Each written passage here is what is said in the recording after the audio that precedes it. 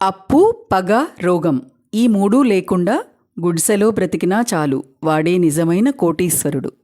మనిషిది చాలా విచిత్రమైన స్వభావం. ఇసుకలో సౌధం చూస్తాడు, రాయిలో శిల్పం చూస్తాడు, లోహంలో ఆభరణం చూస్తాడు, ఆకులో ఔషధం చూస్తాడు, అద్దంలో అందం చూస్తాడు, వ్యసనంలో ఆనందం చూస్తాడు. కానీ సాటి మనిషిలో మాత్రం మనిషిని చూడలేడు ఎందుకో. ప్రకృతి, అద్దం రెండూ ఒక్కటే. అద్దం నువ్వెలా ఉంటే అలాగే చూపిస్తుంది.